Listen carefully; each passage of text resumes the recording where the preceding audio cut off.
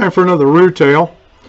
Today we're going to talk about something that happened in a shop to a guy who was a pretty good friend of mine. Mad Dog was a ex-Marine, tough boy, and good fabricator.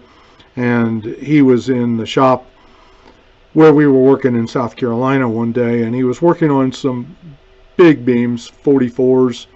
I forget the weight, but they were about 44 inches tall. So he had them stood on edge in the shop, and it was a big enough shop. They were pretty long beams, and he went to rig one to lay it down.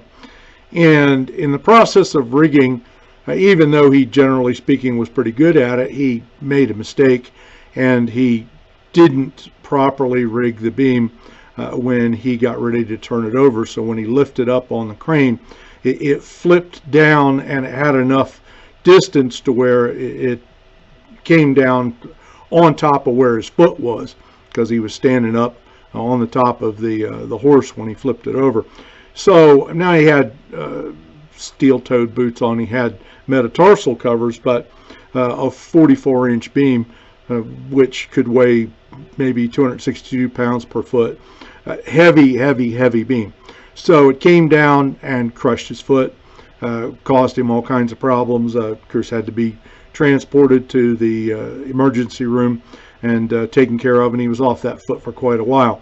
The metatarsal cover probably saved him and didn't completely destroy his foot, but that's a lot of weight. Now, this was a personal error on Mad Dog's part. He didn't rig the beam right when he got ready to lay it down. So that was the substance of the problem. Now, this is a problem which can occur in the shop. It can occur in the field, and rigging matters.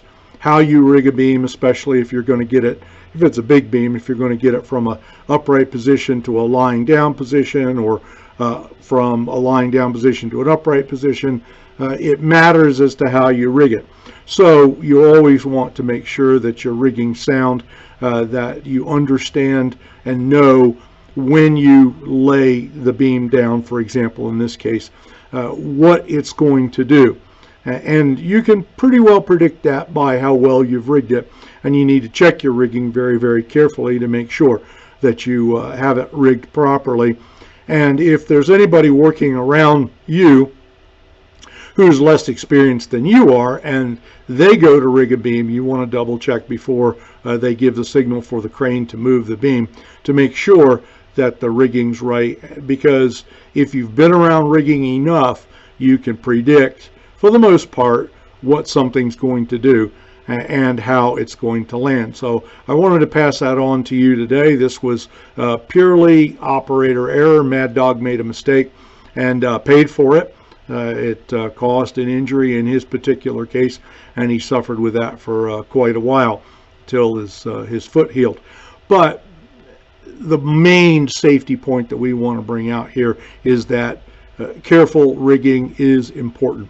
And when you go to rig a beam, whether you're going to stand it up, lay it down, whether you're going to hoist it so that you can hang it, regardless of what you do, you need to make sure that your rigging's proper, and that for example, you're using a sling, that the loop's in the right place, that it's rigged the right direction, so that it will maintain tension on the beam during the time that you're raising it or lowering it.